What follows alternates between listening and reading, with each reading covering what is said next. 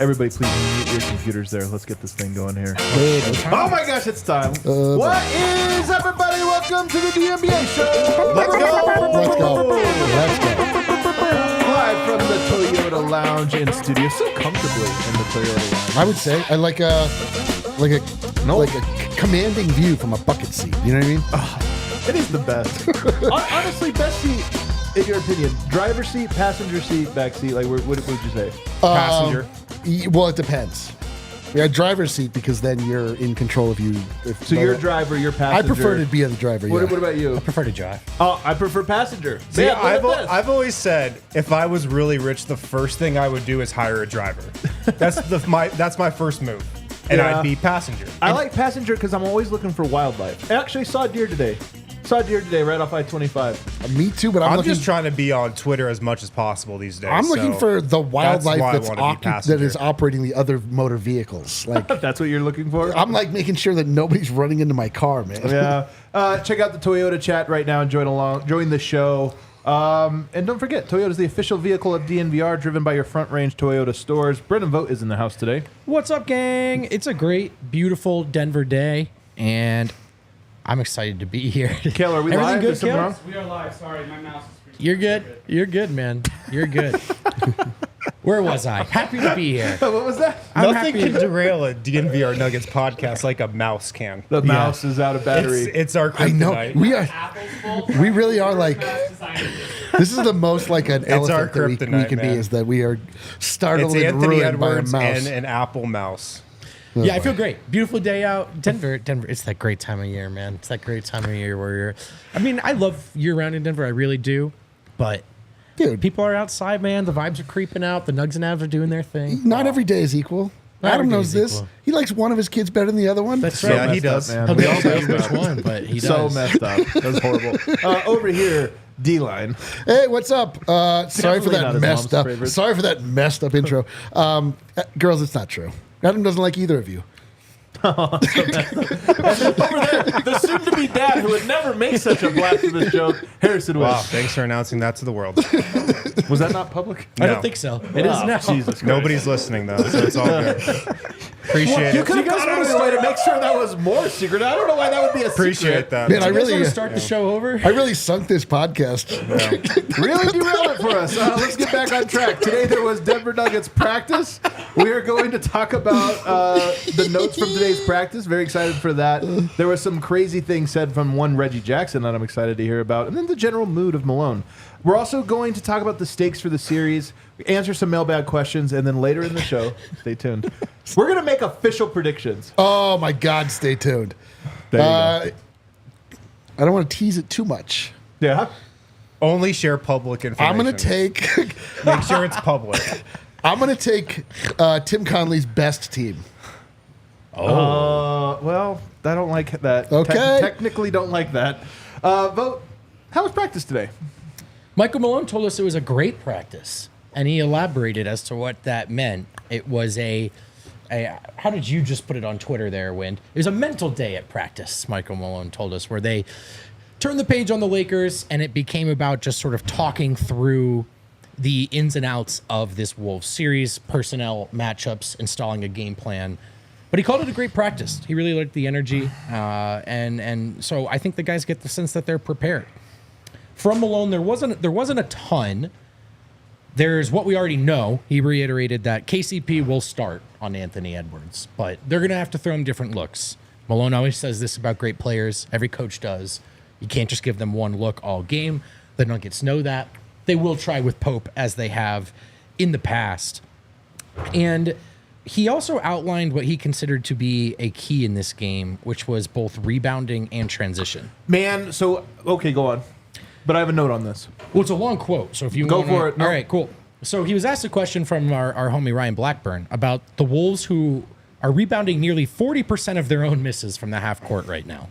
A lot of second chance opportunities. They rebound well. And Malone had this to say, quote, "Oh, it's always important. You can play the best defense in the world. If you don't finish it off with a gang rebound, all that work went out the window. And then that also negates any opportunity to get out and run. If we don't score in transition in this series, it is going to be a really long series. In our 2 wins against Minnesota this year, I think we averaged close to 16 and 17 fast break points per game. In our 2 losses, we averaged 6. They're too good defensively. First in defensive rating, first in points per game allowed, first in field goal percentage defense. If we think we're just going to walk the ball up and execute against that, that's not going to go in our favor. So the rebounding is the beginning of our fast break offense. And those are his 2 points of emphasis. Oh, hold on. So I want to here's my point on this. I think rebounding on both ends of the floor is going to be huge. It sounds like he is setting the table for this for a couple of reasons.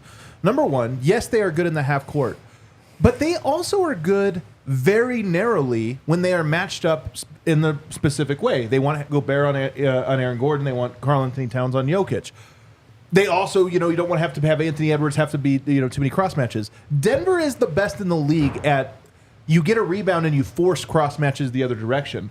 So I think this is going to be huge because if you told me every possession that like Cat is going to be on Aaron Gordon and Gobert out, Denver's going to score on those at I think at a very high rate. Minnesota knows that and wants to prevent that from happening. So how do you force that?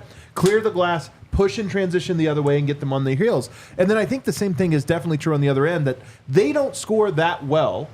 But they do have the guys that can punish you with second chance points, and Denver's been more vulnerable to that than they have been in recent seasons. So that's I agree that I think rebounding and transition are actually going to be at sort of the heart of the I want to call them X factors, like not the head-to-head battles, but the things the team collectively is going to have to do. Which made me think a lot about a point Harrison Wynn's been on for the last couple of months, which is particularly the Nuggets without Jokic on the floor don't rebound super well. Now, Minnesota's how they match up, like it's not necessarily Cat and Gobert against the bench, but just generally they rebound well. They're big, and this is going to be a huge point of emphasis for Denver. And I think the transition point was really important too. Denver's half-court offense didn't really look great against the Lakers. It just didn't. And as much as I expect that to change, and as much as I know what a Jokic-led offense can be, this year's Denver Nuggets have not had that razor-sharp lethal edge on offense across the whole season. So transition's going to be important, and obviously Michael Malone feels the same way. We also spoke with Reggie Jackson, and Reggie played all 82 games, guys, in the regular season, and out in LA between games 3 and 4, we saw him on crutches and in a walking boot. Indestructible. Plays anyway in game 4. After the game, Michael Malone says, I couldn't believe Reggie played in this game. I couldn't believe he was even questionable. So I asked Reggie about all that, and I said, did you expect all of this? Did you expect to have to play this much when you signed with Denver? And Reggie said, hell no. He didn't. He knew that he was coming in to back up one of the best point guards in the NBA in Jamal Murray. And so he wasn't expecting to play a ton. Now, obviously, unfortunately, as Reggie said, Jamal goes down. He has to step up. Reggie's really candid, man. He's really candid. I think there are a lot of fans who have thought this is a lot more Reggie than we signed up for. Turns out Reggie Jackson feels the same way. And I think he was pretty open about it. And then he went on to outline that. And everybody was surprised by that, but Michael Malone, only guy not surprised by it. Only guy not surprised by that. And then Reggie did go on to say that, admittedly, he doesn't feel great. He's felt better before. He is banged up. But he's good enough to go. He's grateful for that. And he's going to trust the staff.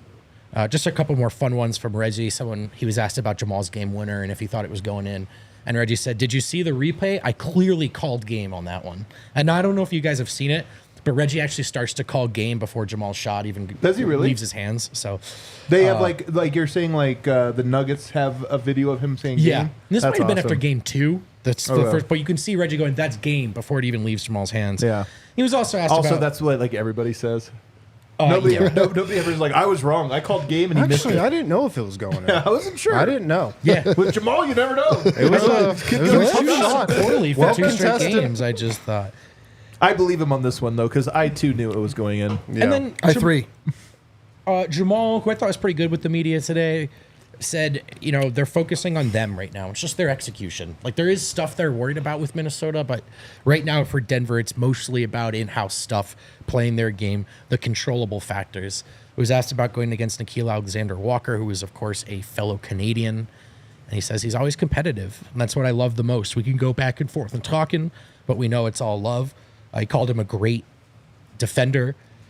And he spent some time talking about, like, he fielded a lot of questions about and Minnesota's top end talent, but he took some time to say, like, look, they've got a lot of guys. Nikhil Alexander-Walker, Naz Reid, like, they've got weapons all over the place. Briefly on the calf, he just said it's good. Nothing to report there in terms of gnarly wraps or anything we could tell. And then finally on the series last year, he said, I'd have to rewatch it to remember specifics, but just that they play fast, they play hard, they're into you, and they're aggressive. So we talked about this on the show in the past, and I don't think the Nuggets would be so naive as to give anyone bulletin board material. But I just don't think they're taking They this. would never do that. Only the Lakers last year. Yeah, when they knew, because they weren't worried. Yeah, they weren't worried. Yeah. That's not to imply that they're worried about the Wolves, but I get a sense of a baseline level of respect of like, hey, let's focus in here. Let's get back to Nuggets basketball because these guys can play, and they're not going to be surprised if Minnesota comes in and plays their asses off in Ball Arena. So I have to get to the biggest question here, which is it sounds like Michael Malone was in a good mood. Kind of started that way. He got in a bad mood as it went on? He got some bad questions. That was it, actually, Harrison. I don't think he liked Who the asked the bad question? I'll have to go back and see. Wasn't me, because I was hiding in the back. Just kidding. I couldn't get a question in. There's so many people there now, and I'm tiny. But he started in a good mood, and then I think as the pressure went on, there's been a lot of pressers. The start in a good mood is what really matters here, because that was. I'm not kidding when I say this. I really feel that this is a 95% accurate predictor. Yeah. If Malone's in a good mood, it's because he's confident in his team. If he's in a bad mood, he senses something about his team that is making him bothered.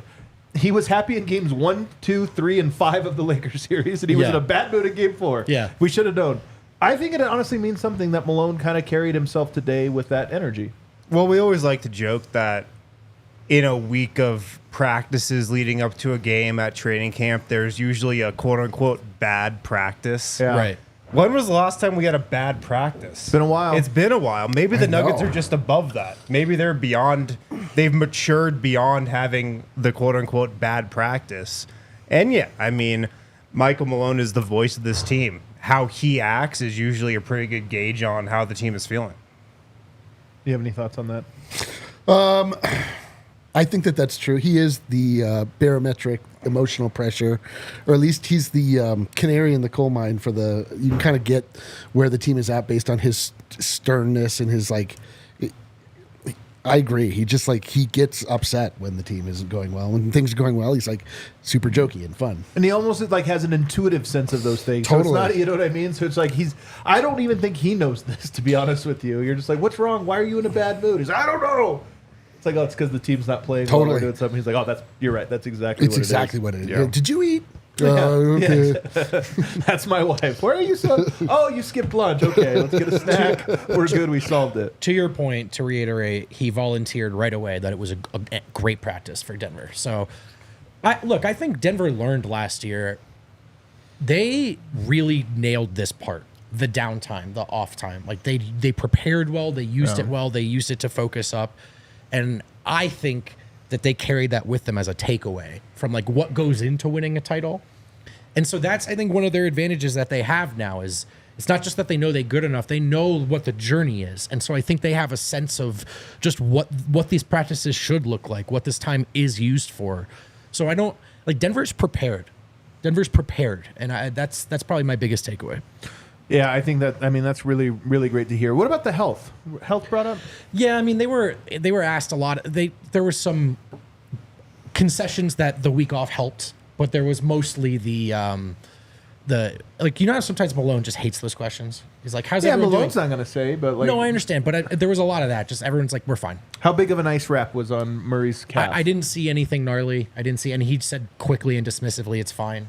So it's just one of those where they didn't really elaborate much. Reggie was honest. Reggie doesn't feel great.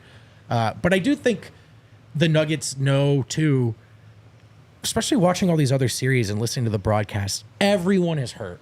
Everyone is banged up, from best players to role players. So I just think there's a little bit of, from Denver, we're not going to put mental energy into that. It's almost not a controllable. Jamal's going to play, and he's going to try to play well. Have you guys been following the story about the Wolves in Colorado? Yeah, I have been actually. What? One died. 10 were released. One has died. The first one has died. But they have. How did it die?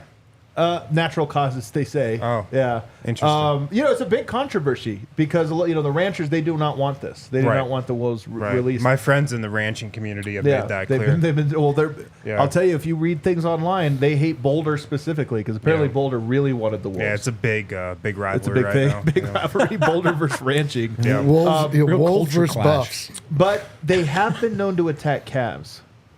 Like, no. Telling- I don't- Not the ones that Brendan has been watching. I don't know. I'm just saying a lot of ranchers. Calf? A lot They've of been ranchers, attaching a calves? lot of ranchers are on calf watch. So I'm just saying. Speaking of calf watch season, a lot of shorts at practice today, which was cool. From the media. Matt Brooks letting the calves All right, fly. let's go to break. On the other side, we are Dude, going. I got to get out of this that's one. the worst mail really phone corner quickly. ever. Everyone's uncomfortable, even the viewers. It's shorts time. On Guys, the other we gotta side, see what the calves are. Let's what everyone's ask what working the with. stakes are for this one. What's at stake? The highs, the lows. Guys, Underdog Fantasy. The playoffs are here. Our sponsor, Underdog Fantasy. They want to make it a lot more interesting. Underdog Fantasy, the easiest place to play fantasy sports. I like turtles. Super easy to use. Download it right on your phone. The interface is awesome. Really easy to get picks off. They have a pick'em game that's really fun to play. Playing their pick'em game is as simple as selecting higher or lower on a player's stat, like points, rebounds, assists, and so much more. Like, might be a good idea to go over Michael Porter points, over Michael Porter threes. Those hit a lot in the Lakers series. They do. They also throw things on there like Jokic higher than 0.5 points. That's 5 for 5 so far in the playoffs, FYI. Wow. Yeah, pretty bold pick there. So download Underdog Fantasy. Really fun to play throughout the playoffs. It's easy to use, fun to play. They run a lot of different promos like that Jokic 0.5 prop.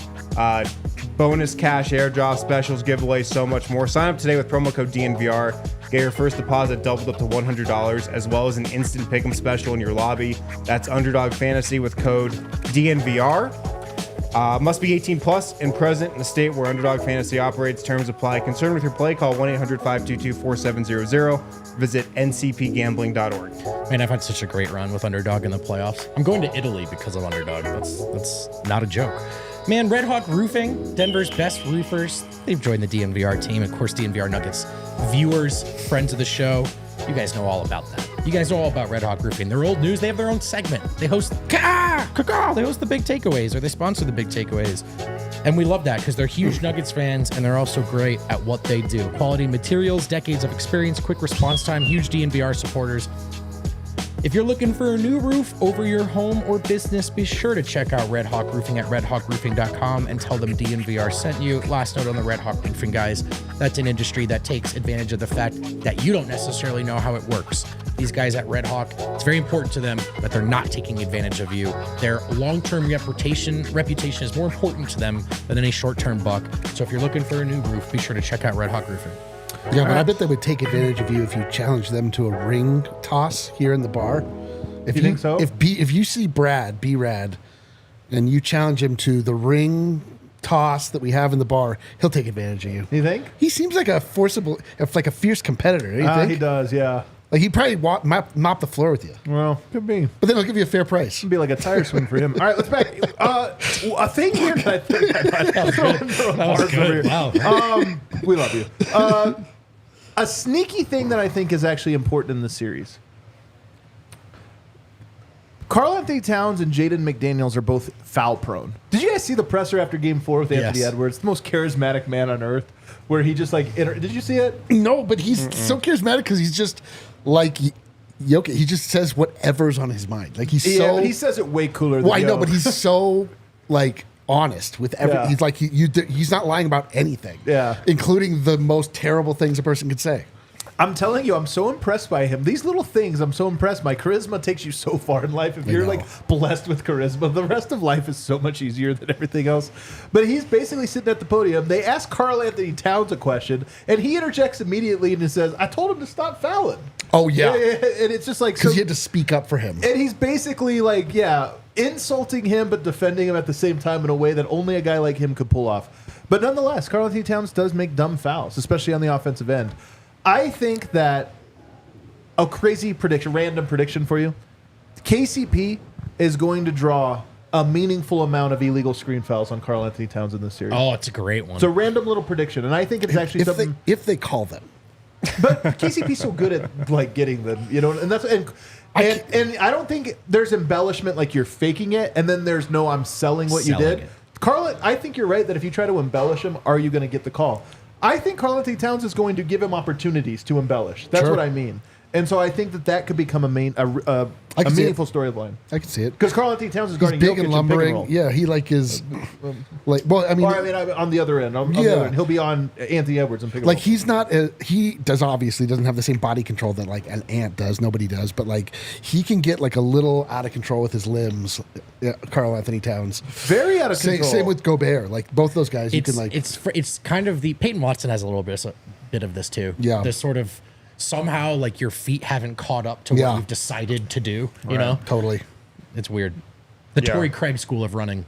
Towns is a huge X factor because I don't really trust him in the playoffs. He did have a nice series against Phoenix. Many people say it's the best playoff series of his career. It's not that high of a bar to clear though. And like if he's good, if Karl Towns is really good in this series, that could be trouble for Denver. For sure. Because he's a knockdown shooter from three. He's got size. If he can stay out of foul trouble guarding Jokic, that's going to be absolutely massive.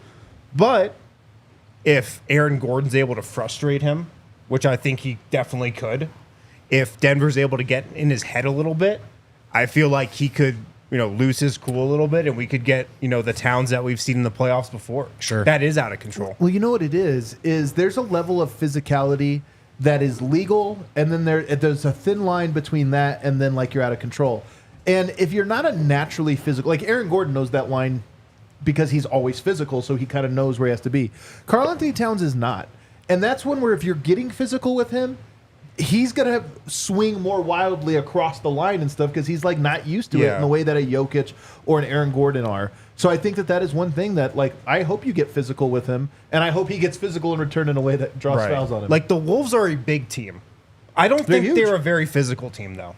I think the Nuggets are a much more physical team. Nikola Jokic and Aaron Gordon are way more physical than Rudy Gobert and Karl Anthony Towns, and that's a way that the Nuggets can impose their will and like make a statement on the series. And the way that the Lakers really hurt the Nuggets was going downhill at the basket.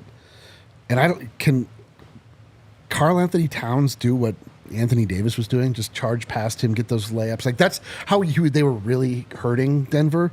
Like you can let him shoot from the outside. He'll be hot for a game. And then like you can't count on that, especially from a guy like Towns. Like LeBron James was hitting deep threes and it hurt, but it didn't hurt enough. If he can get like downhill, that's where. But Ant can, and that's Ant can for sure. For sure. I get what your point about Towns versus, especially because Towns might hang out on the perimeter more. Exactly, and then he loves hanging out. And you can't count on that guy's. That's shot. a big part of it. Is Jokic had his hands full defensively in that last series. He did. That's Davis was way better than we expected, or at least me. And I don't think that Minnesota challenges Jokic defensively the same way. Totally, man. No, go ahead. No, go. So I just think that's important. But Ant can get downhill. I think the big thing is just sort of whatever they have figured or haven't figured out in the fourth quarter, whether that's kind of letting him be exhausted or changing up something about how you're doing it. It's like there's almost, I'm okay with Ant kind of destroying them for 3 quarters if he doesn't have the ball popping and he doesn't have everyone else playing super well. Like if it's Ant versus the Nuggets, it's advantage Nuggets in my opinion, as great as Ant is. So I'm okay with that, but I also envision their perimeter defense and then subsequently their paint defense against the Lakers was so bad. And I think a lot of that was care and effort and focus, to be honest. I think it'll be better against the Wolves, but it'll have to be against Anthony Edwards or else he's going to score 40. Dude, I agree, man. Like the Nuggets paint defense was so bad in that first Atrocious. round. LeBron, Anthony Davis, 2-man game. LeBron cutting to the rim. They got whatever they wanted. Every time. Minnesota is such a better team than the Lakers. Like the Timberwolves are so much better in every aspect, I think. Offensively, defensively, their depth. They're way better coached. But I think the Nuggets defense will actually look a little better against the Timberwolves than it looked against the Lakers. Me too. Just because of the style they play. Yeah, it's not downhill. Like you can stymie Cat out in mid-range area, like get him to shoot shots. But Anthony Davis was like going just right by Jokic every time. And you're like, oh my God, man, this is brutal. Like he just literally skirts right by him without any opposition of any kind. It made Jokic look terrible defensively. But those dudes don't have that game. It really just is Anthony Edwards, and Anthony Edwards will have KCP and Aaron Gordon in front of him a lot. So we'll see. I think I have more respect for their offense, I think, than you do. I mean, the Conley-Gobert pick and roll, while it's not as dynamic as the LeBron-Anthony Davis one, it is dynamic rolling to the rim. And that's the thing that is hardest for, Jokic to contain. But Denver has experience with that. So I think there will be challenges on that end, that they face. Let's talk, though, real quickly about some stakes. Because it's weird. Last round there, I felt like there was enormous stakes. You never want to lose in the first round. If you're a defending champ, there's something about that. It's the Lakers. It's all of that. I think the stakes remain high because your window's open, and we all expect this team to win championships. Now that they've won one, you think, why can't they win more? So if you lose, you lose. That's big. But are there especially big stakes in this outside of just that part of it? Is there any other narrative stakes or that you think come with this series? Big picture for the Nuggets? Legacy-wise for players, big picture for the Nuggets. Absolutely. Like, I feel like if the Nuggets lose this series, obviously this would have happened if they lost to the Lakers. A lot of blame could be put on the bench. Yeah. And Calvin Booth's vision for the bench. Now, I still think it's the right vision in the era of the NBA that we're in with the salary cap as it is and the new rules of this new CBA. I think it's the correct vision that he's taken. But I think there's going to be a lot of scrutiny put on him for going so young and trusting Christian Brown, Peyton Watson, and then, whoever else he puts out there. If Denver really gets hurt in the second unit minutes, I feel like a lot of the blame could, fall back on him. And if the Nuggets lose this series, maybe they tinker their plans a little bit in that respect. And then directly juxtaposed with Tim Connolly finding success in Minnesota. It's so funny, too, just to pull on this thread.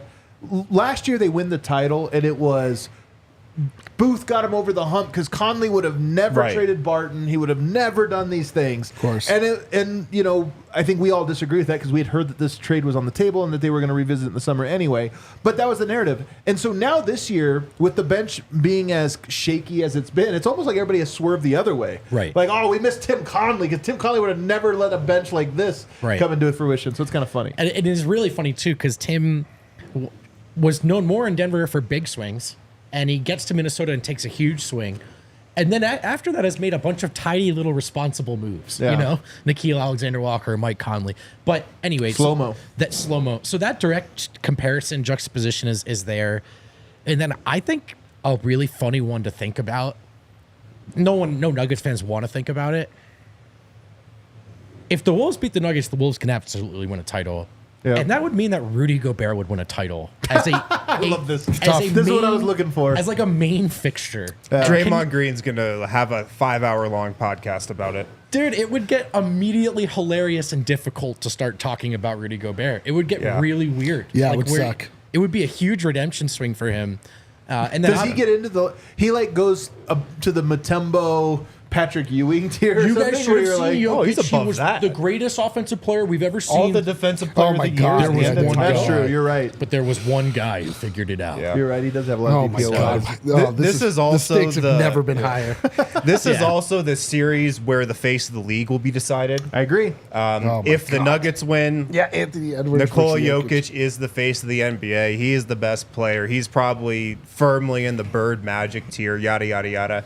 If Anthony Edwards wins, he's the face of the league. It's decided. It's done. We can never have that conversation again, even though everybody will want to then have that conversation. To me, this is bigger than people realize. This is the thing about Giannis. He was the top dog for 1 year. Yep. And everyone was like, oh, he just took control of the league and it is his for the next decade. Yep. Then he lost once, and they were like, well, his time has come and gone. Now it's Yoke's turn, and rightfully so. I mean, we all agree with it. But I do think that right now we're all so comfortable to this Jokic respect era because everybody respects him.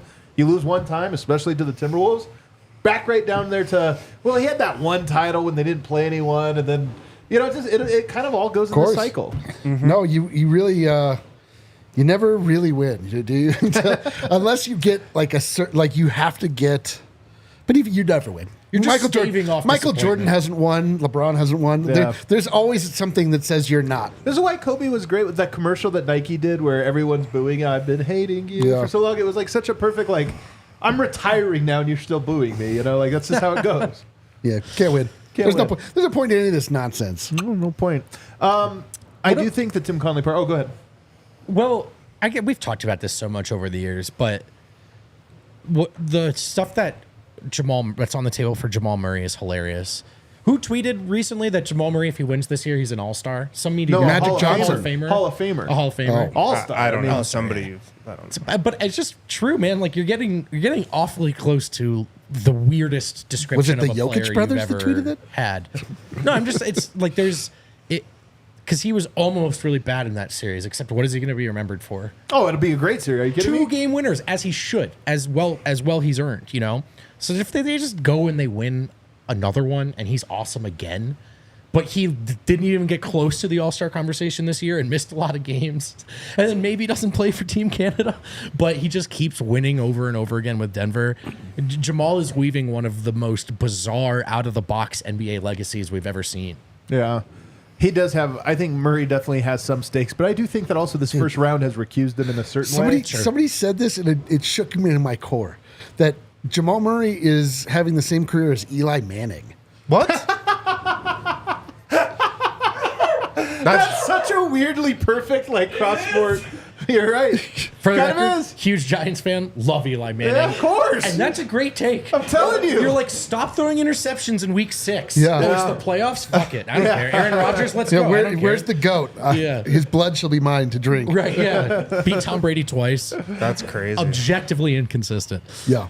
But you know what is funny about that is Eli Manning is thought of in a very unique way, but I don't feel like he's that respected. You know what I mean? I know. For a 2-time champion, that's actually an insult. Like, my initial thought when you said he's Eli Manning was, that's insulting to Murray. But the truth is, the verdict is not in, but he's following the path of. he is following the path of at the moment. That's so fascinating. He's one of like 5 quarterbacks with 2 Super Bowl MVPs. The Serbs are like, what? What are you guys talking about? What is this? Eli Manning. It's Peyton Manning's little brother.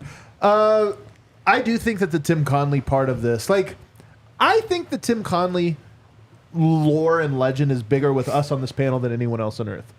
I honestly think that. I think the average fan, it's something else. But I don't think that will be true if they lose to the series.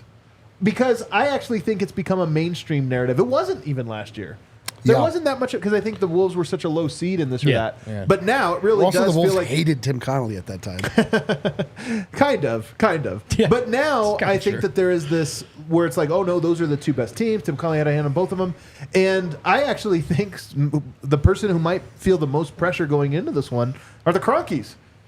They're the Cronkies, because they made it pretty clear, I thought, in the departure of Tim Conley that was like a good riddance type move. And if you end up getting bested by that guy, it's just a bad look on you. Right now, we all believe that they made there was rationale in their decision, that, okay, worked maybe out. there were some hurt feelings, but it was like, you know what, we're doing what we feel comfortable here. But if you lose, it just feels like you were being cheap.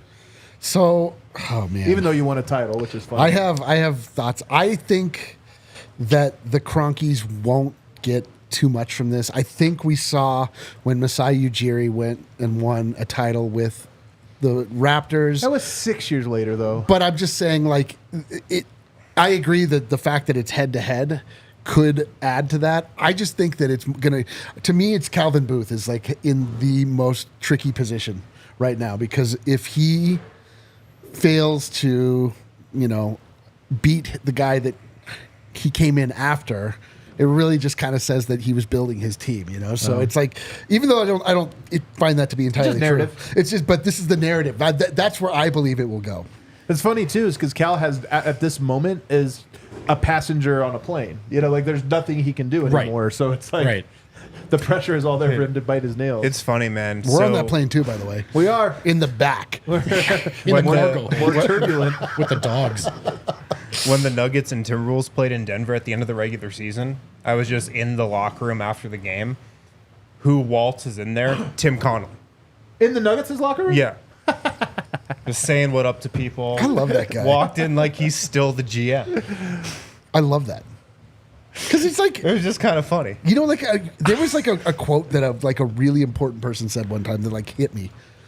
It's just basketball, guys. Oh, man. Oh, That's so true. man. It's just basketball. It's just basketball. Oh, we, can basketball. we can still be homies. It's just basketball, man. The Crunkies have this title now as a buffer, so that is that helps a lot. But the Yeah. line that would stick out for me is the Denver Nuggets are not a startup.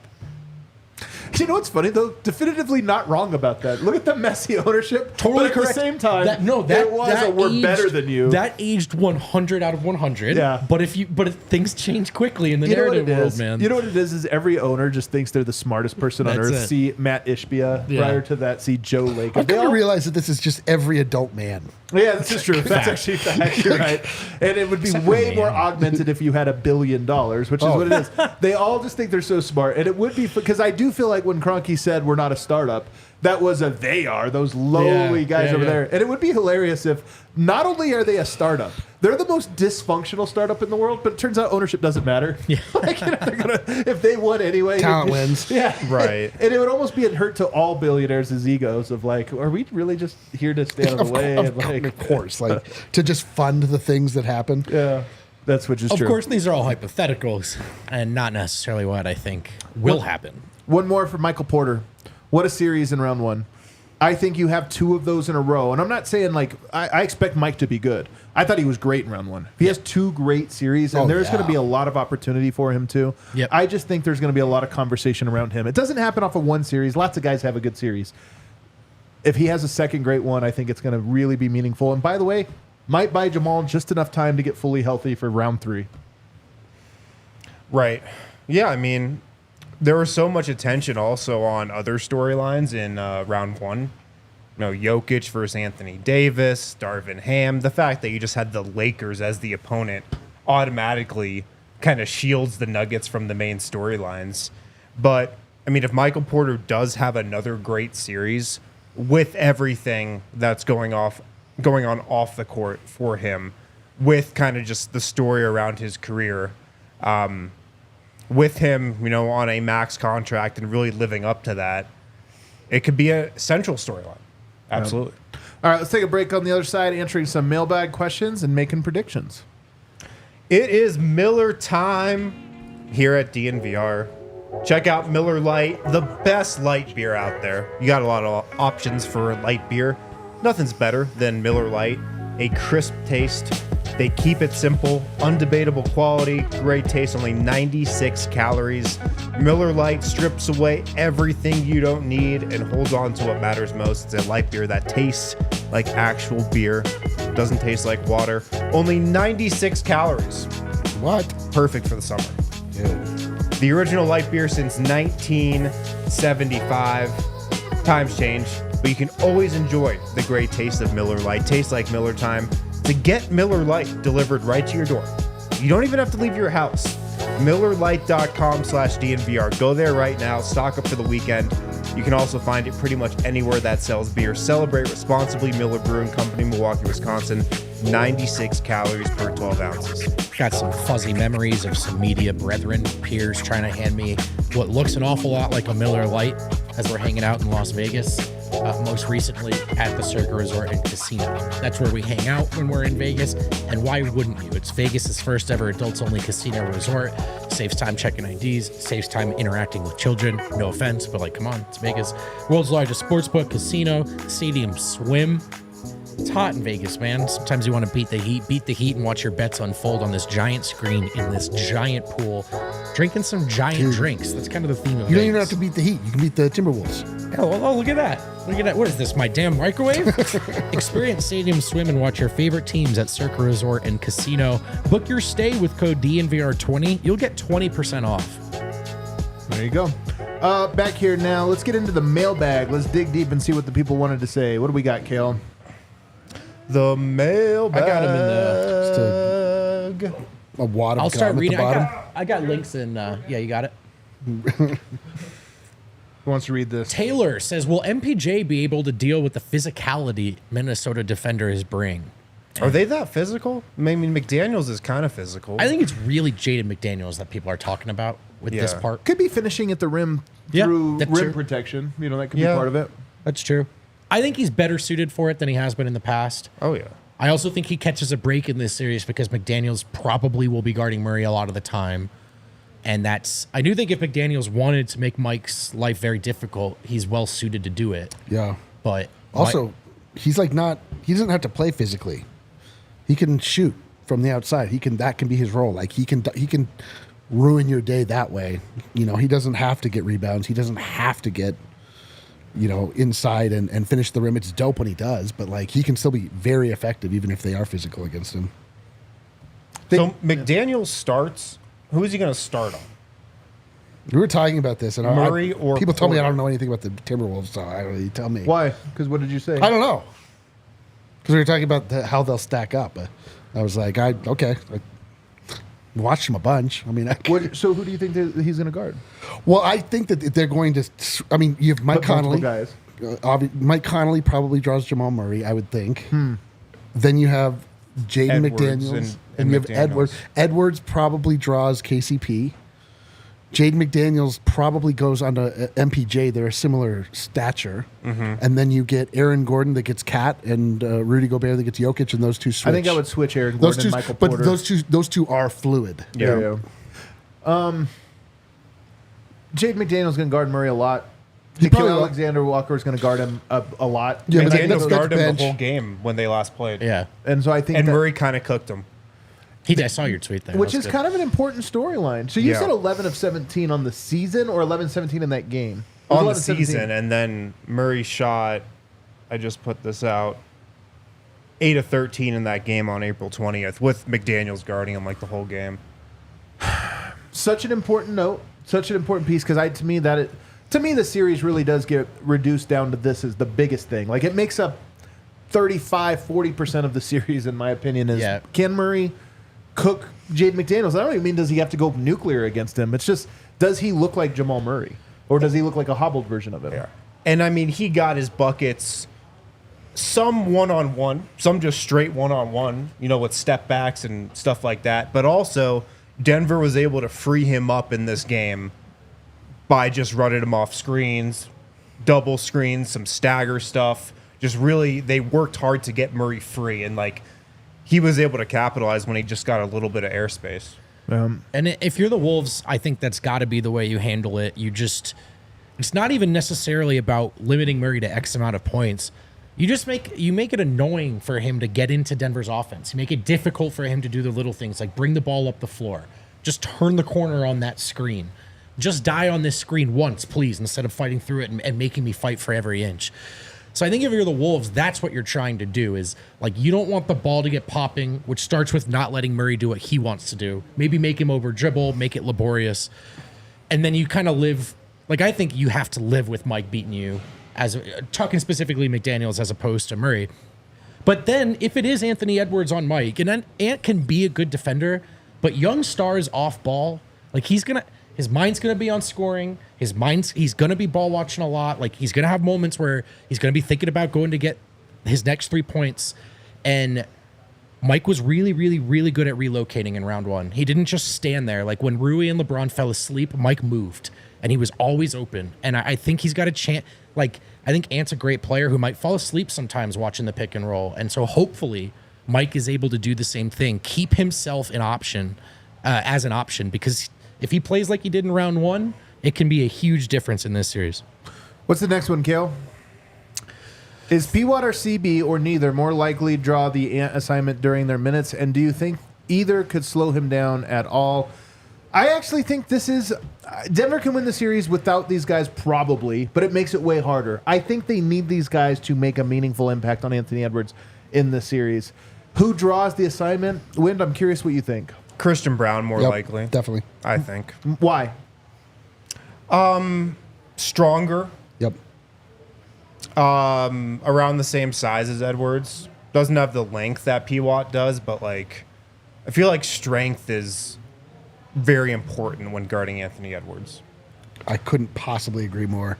Yeah, I think they'll again. I don't think that you can say that this is how they will do it. I imagine it will be fluid to They'll a both to a play degree. against They'll them. both play against it, but like P-Watt is so much more better suited to play against like a Karl Anthony Towns or somebody where his length can be the thing that is most bothersome to the offensive player. And Christian Braun is bullish like Anthony Edwards is. He just wants to drive by you. He can stay in front of him, and that can, that opens up his fadeaway and his 3-point game, which is also like deadly. But that's the part of his game you expect to always fall by the wayside when the moment gets bigger. What do you think? I am not. First of all, I don't think either of them are super well suited for this one. No, of course not. So Yeah, I agree. part of me thinks Peyton Watson, just because Ant likes those. He bumps you first, which is tough, but then those stop mid-range turnarounders, and he's going to send you flying, whether you're CB or Watson. This, not to reduce it too much, Peyton's just like long enough that I can envision him maybe contesting those shots anyway, that kind of thing. So I guess I would say Peyton. I think he's probably just too big and too strong for CB. But truthfully, this is like something Wolves fans should feel good about. I think there are a lot of great players in the playoffs that Denver has good options for. And Anthony Edwards isn't one of them. And they don't have great options for him. I know, but this is the unfair part about this is that that's their best player and that's our bench. Like, Well, yeah. you know what I mean? It's like Denver doesn't have great options for LeBron James on the bench. Like, yeah. If they want to play him against the bench, they'll be able to. They'll But be I able just to mean take even in the advantage. starting lineup. I just don't think. And again, Right. it's not that they can't overcome it or can't beat them. And I'm going to take I Denver mean, in the series. AG matches up with him so well. In theory, on paper, but I just don't think it. But AG, I don't know if he can guard him. It's Yeah.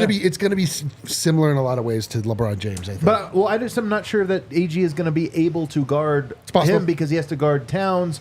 He might have to play backup center minutes Right. because who's going to play backup center if not him? So now you need to rest him in Exactly. those moments. So there might just not be enough AG. Like you need 2 AGs in the series, kind of.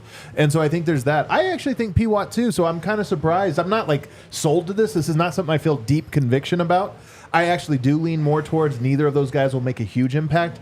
But I think that Anthony Edwards gets going from 3.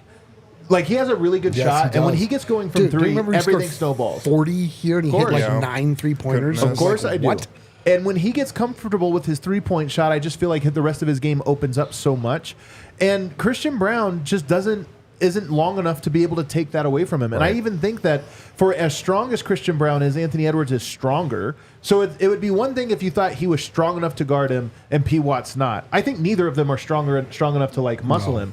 So you both lose that. And the difference is Anthony Edwards to me would do what Jamal does against Christian Braun, which is muscle to the spot and then just fade elevate away. over because it's like this guy can't block me no matter what he does. So I'm not even going to disguise Yeah. it. I'm just going to go into my shooting motion. Whereas I think P-Watt can make that kind of impact. Now, here's the one thing I'll say.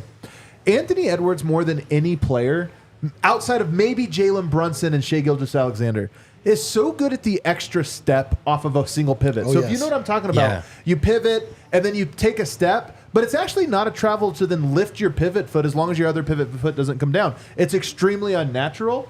But in the NBA and nowadays, guys are kind of learning that footwork. Anthony Edwards had multiple of those against Denver in the last game, and I remember thinking, that's not something P-Watt's going to be ready for. Yeah. That's like a very crafty thing defensively. The other thing that worries me about P-Watt on Ant is that people get on P-Watt's hip pretty quickly, pretty easily. Like, it's actually surprising. Like, people kind of get by him, and then he has chase down speed. But Ant's dunking that. But Ant's already dunking it. Like he's just going to get on his hip and then he's done. It's over. Yeah. So, but whatever. But their best player is a nightmare for our bench. I agree. But again, I think this is more like Nikhil Alexander Yeah. Walker is a nightmare for Murray. So Sure. it is analogous in that it's the secondary guys. Yeah. It makes a meaningful impact. All right, what do we have next? From the old mailbag. Any concerns/solutions to AG's current form of 3, considering the matchup with Gobert roaming? He will likely have to space it out. Any counters to that if he can't get it going? So the first play of the last game was a very interesting one, if you recall. I don't remember if it was first, but it was one of the first plays. Same thing. AG is being guarded by Rudy Gobert. Jokic attacks middle. AG sets a flare screen. I believe it was for Michael Porter, but it could have been KCP. And then rolled middle. So as Jokic goes to the rim, Gobert, like with, I think it was Naz Reid in that game on him, but Gobert comes over to help, and Jokic just dropped the ball off for AG, who curled behind Jokic and then dunked it. I think that they only ran it the one time. I think Denver, I say all that to say, I think Denver has a few go-to actions that they know. If Gobert's playing that style, what do we do? That's not just put him in the corner and shoot threes. Yeah. That being said, I do think he's going to have multiple opportunities to shoot threes. Probably takes 2 a game in this series. And I think he's going to have to, there's going to be games where he has to make one or maybe both of those for Denver to win. Yeah, I mean, it's going to be the same thing it is every series, I feel like. He'll have like 2 a game, 3 a game. If he hits one, it's going to feel like a huge shot. Yep. If he misses, it's going to be like, oh, why'd you take that? I mean, it's just kind of standard, I feel like, by now. Exactly. And then there are little things you can, like, that's going to be most of it. It's him in the corner, but you can change it up. Every now and then he can bring the ball up in transition and probably should off of misses. He's had some success as a passer when guys like Rudy are hanging off of him, like instead of just standing behind the line, he's had some where he's standing almost kind of at the elbow, like a step in, and then they run a play for Mike off ball or an action or something, right? And it's like Gordon is a good passer who I think has figured out in this last third of the season that when you just give him 5 feet, he can see the whole floor. And so if someone just cuts, like he's a good enough playmaker to make a read and a good pass. And then also in the final couple of weeks of the season, Aaron Gordon did this a couple of times. It was the Draymond stuff. So he'd catch the ball on the perimeter and it's like, okay, we want you to shoot that. And instead he would just wait. And there was one towards the end of the year where Murray sprinted all the way across the floor and Gordon just handed it off and then immediately set a moving screen that the refs were cool with. Like, that's the Draymond thing too. You don't have to just stand out there as a decoy. Like, if they're going to be that far off of you, go into some dribble handoffs and then just kind of play offensive line, you know? There are things you can do that aren't a huge part of Denver's offense, but they can be sprinkled in there so that it's just not him standing and waiting. It could be a thing that tilts the series because I think Denver is the better team in the clutch, which is huge. For sure. So if you get to enough clutch games, then it's going to become, okay, well, what does that disrupt your defense, you know, them doing that? If the answer is no, then I think Minnesota is going to be the team that has to blink. You always want to know who blinks first in a series. Blinking in this instance would be Gobert guarding Jokic in the clutch.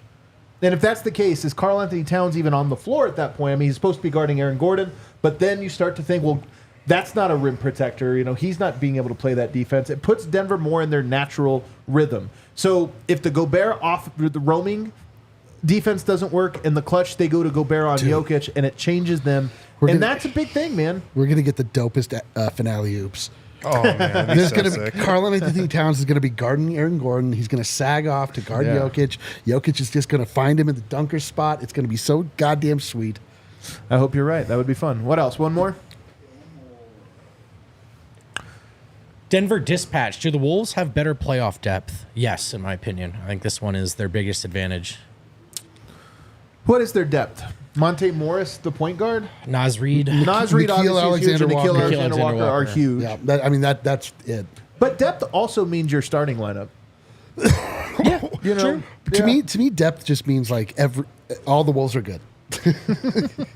I just, to me, That didn't feel good. I said it this way yesterday, so I'm going to sound annoying saying it again. The way I would frame it, both teams like have utility 1 through 8, like in abundance. But the Wolves, 6, 7, 8, some of them are weapons. And that's just a different thing than what Denver has. Guys that can contribute to winning, play defense, play well.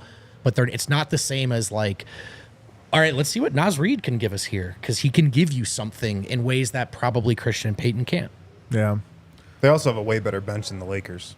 That too. Lakers bench sucked. Yeah, we didn't really talk about the bench that much in that series. It was a positive. Right. Yeah, because it was just, I mean, their bench was Spencer Dinwiddie and Gabe Vincent. Like, that guy is terrible. I was going to say, how X-Factor. many could you go? Keep going. On their bench? Let's see. Then you got Max Played in the Christie. series. You got, then you got... Do you remember who became available in game 5? Jared Vanderbilt became available. He Spencer Dinwiddie minutes were fun. Spencer Dinwiddie were tragic minutes. Yeah. Tragic minutes. Do you guys remember? Please remember that next time there is a buyout conversation.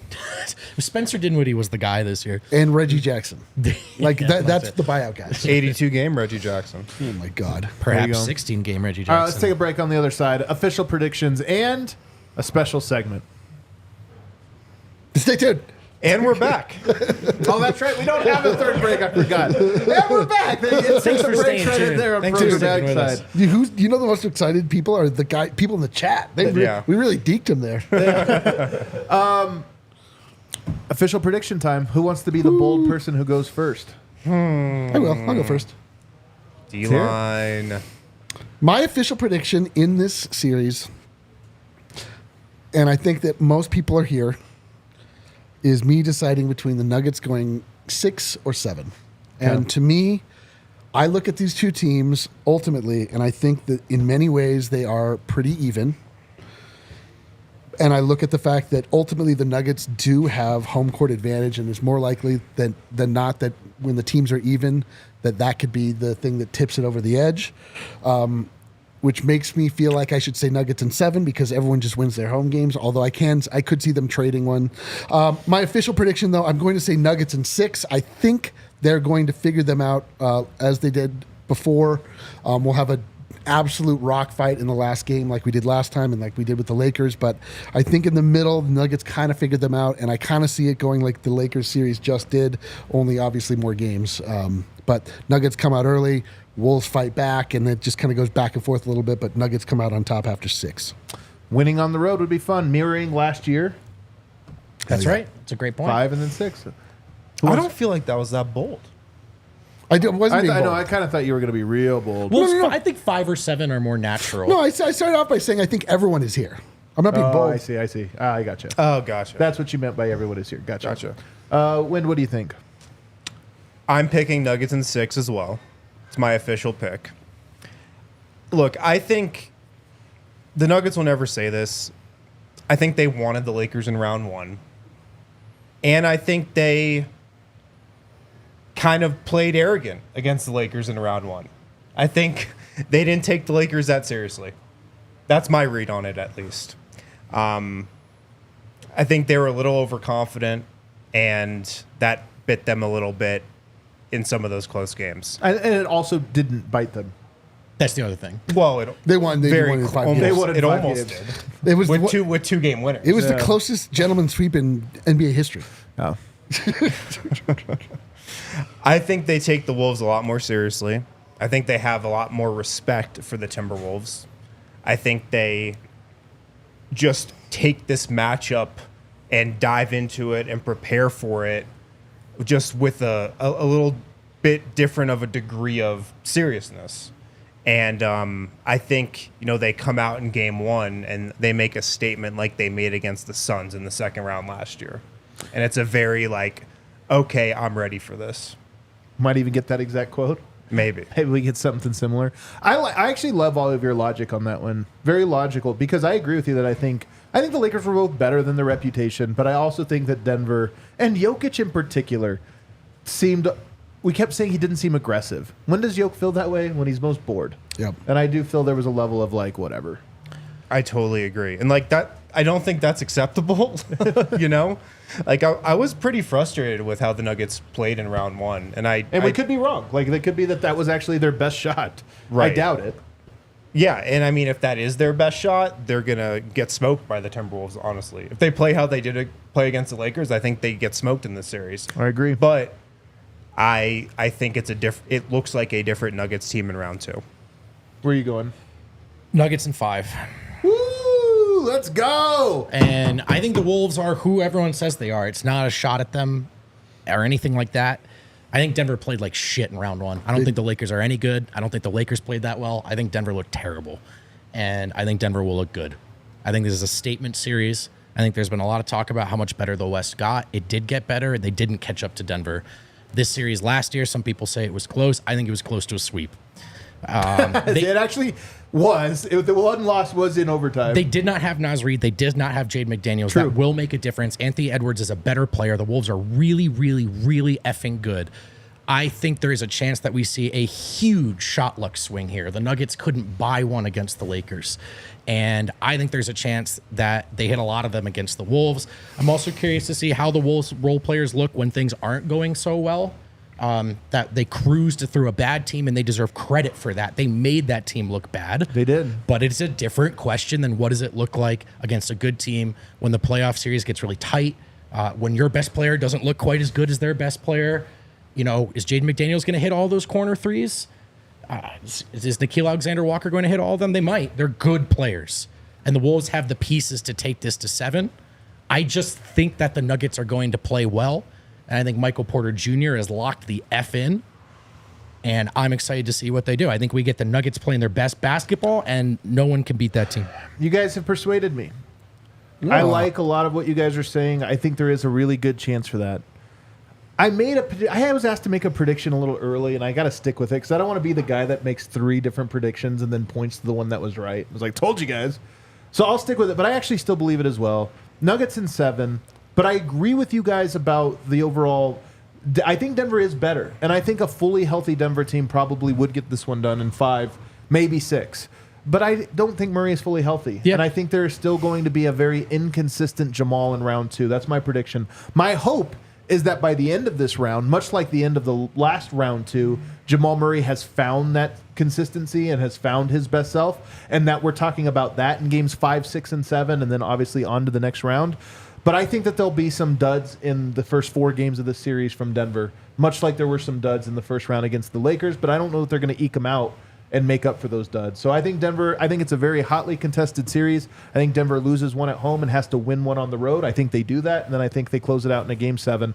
Like an old hat. Oh, boy. Like an old hat. Mike Conley, Rudy Gobert, game 7. Playing like an old hat? Hopefully not. No Torrey Craig, thank God. What's going on? Oh, I'm sorry. Guys, have you guys been online lately? What? No, Do you know that never. there's a whole big online world out there No. that Really? needs to be probed and explored What? Oh. and delved into? What? I'm ready And to you guys probe it. don't have Probe the it. fortitude or the wherewithal to make it happen. It's So true. that's I take it upon myself. Kale, let's go online, please. What?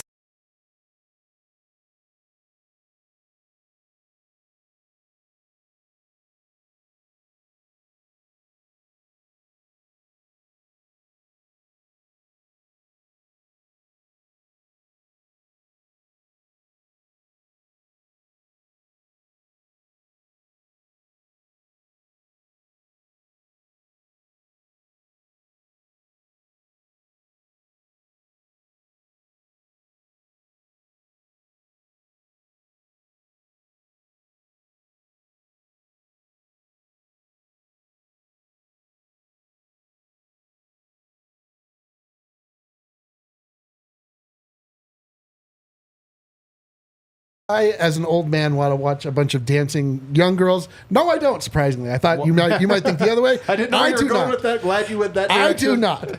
But slowly over time, it starts to show me the things that it's reflecting me back to me. And you know what I love? And TikTok has revealed to me the tears of those who oppose me. Oh, wow. I've been watching Laker meltdown videos over the past week. This is the Online with D-Line Haters Edition. We're going to wallow in and revel in the downfall of the Lakers fan base. That does sound fun. With just this one. Kale, let it go. This one's a little bit longer. We're going to go follow the end of game 2 through the last 2 plays and then Okay. the end of this guy's Does he world. know where it's queued up? You just push start. Yup, come on, yup. Let's go, boy. Let's play some fucking defense. Oh my no, no, no. What's he? no, What's on his head? No, It looks like he threw a pizza and then it landed. no, I'm going with that. He knows what's coming. no, Oh, There's the shot.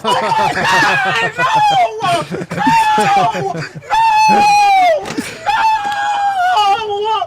Our season's over, bro. What? Oh my God, we play so good. I'm done. I'm done. I'm done. I'm done. I'm done. I am done. Oh my gosh. Oh my gosh. Oh my gosh. Oh my gosh. Oh my man. gosh. Oh my gosh. Oh my gosh. I'm about to lose my mind. I'm about to lose my mind. I'm about to lose my mind. Bro, no way, bro. Oh my gosh, bro, what? Oh my gosh. Oh my gosh. Okay, so that was Oh my gosh. Yep, so that that's TikTok, huh? TikTok. TikTok is That's the eye into the soft underbelly of other fan bases you didn't know was readily available, and you don't even have to look for it. It comes to you. Yeah. If you're so inclined to. Depending on what your algorithm If your is. algorithm, my Yeah. algorithm is tuned into my own brain, which Yeah, is we heard. mostly that. So Mostly. My algorithm, very hopecore. Do you know hopecore? So corny. And What's up? It gets me. dad jokes. No. It's just like Hopecore? wholesome. You know what I get? wholesome videos. You know, Here's what my algorithm Animals is. being rescued from yes, ice. I get a lot of animal stuff. Yeah, I get it's some great. kid stuff, and then I get Lakers tears. I love maps too. It's really figured that out about me. So that's the best one. The other thing I thought would be important to find out, because we are here at Online with D-Line, the hit internet show. What we do is we set the terms of the internet. Yes. It starts here.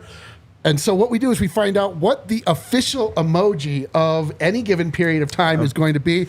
I want to know what the emoji of the series I is. love this graphic. After It's so good. After all three of us will present our nominees for emoji of the series, we'll obviously turn to a higher power that will pick Yeah.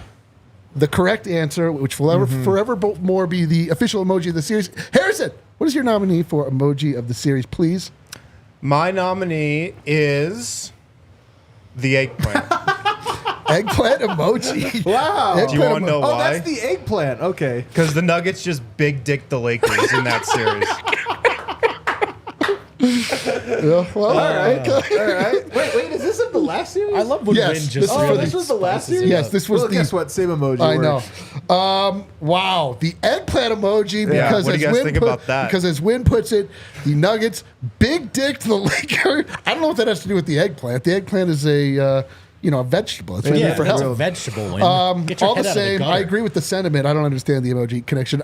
Brandon, vote. What is your nominee for emoji of the series, Oh please? man, you know what that series felt like to me and looked like to me? A snoozer. A snoozer. Man, Bugman kinda was snoozing. Did it look like the Nuggets didn't play their best basketball? It's because they didn't have to, and they knew it. Wow. Oh, there it is. I like it. Mine was the least creative. Adam, It's the yeah, blue arrow. so sleepy alone. Yeah. Yeah, Bow blue and arrow for Adam. Do you guys know why?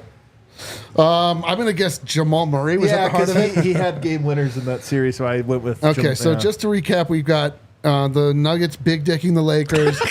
We've got Vogt Specifically feeling. Jamal Murray. This We've gonna, got- this is, someone's gonna get robbed here. I'm not. We gonna got lie. Vogt feeling very sleepy, even though sleepy. he was too nervous to be on set for most of the watch along. He apparently was in the back sleeping, taking a nap. I don't remember it that way, but memories can change. And Adam went for the very literal blue and arrow to represent Jamal Yep. Murray, who is indeed a player in the series. That's Cal, right. what is my nominee for emoji of the series? The recycle emoji. It's the same goddamn back. game over and over and over and Yeah. over I and feel over. like you didn't enjoy that series. The only appropriate amount. reason it's the recycle emoji is because there's no groundhog emoji, which is what I looked for first. Groundhog Day, the same game over and over. We are doomed to play it over and over and I over. love this. That we're like, oh, is Murray gonna hit a game winner again? Oh, we have to beat the Lakers again? The Nuggets gonna humiliate LeBron James and AD in front of their fans. Seen it. Kale, What's can Kale's you tell me emoji what of the series? Hold on, I'm getting a communique. Yes. I have, gentlemen, I have the results. The winner is recycle emoji. Oh, no. Recycle emoji I thought for wins sure someone else emoji of the would win. series. It's the official emoji of the series from this I moment actually moving thought forward. you'd at least put this if up to we a vote are or something. we did. It just wasn't us voting. That would be ridiculous. You can't be impartial if you for Kale, a, can a you put vote a you're poll in the chat partaking real in. quick? Kale, don't do that. It's already been decided. And so I'm sure it's trending right now. Yep, it sure is. Recycle emoji. Congratulations, Nuggets Nation. You've earned that emoji. Congratulations. And fellas, that's what's going on online these days. Unbelievable. D-Line still hasn't lost an emoji of the week segment. Unbelievable. crazy. I understand things that you guys don't understand. Right. He operates on a higher platform. Guys, TikTok apparently. That's it. Oh, we have a couple super Let's hit him chats. quick. Alejandro Botello, only concern, will Denver's shooting come back? And if it does, Nugs in 6. If not, this is a coin flip in 7. Also, see you on the course tomorrow. Eric. Whoa. Golf event tomorrow. Josh Oh. Barnett from Down Under. Shouts RG's photography last series. Bloody legend. Every single time, every home game, every road game, there is a spotlight. Those are awesome. You should watch every single one of them. And finally, On our YouTube Bashir Daoud. Steph, Dame, CP3, Russ equals past. Jamal, SGA, Ant-Man, Luka equals now. It is true. Changing of the cards in the NBA this round. That's very true. That's what's been happening. All right, everybody. Thanks for hanging out with us. We're off tomorrow because we have the golf tournament, but we're back Saturday for game 1. See you then. Can't wait to see those recycle emojis out there online.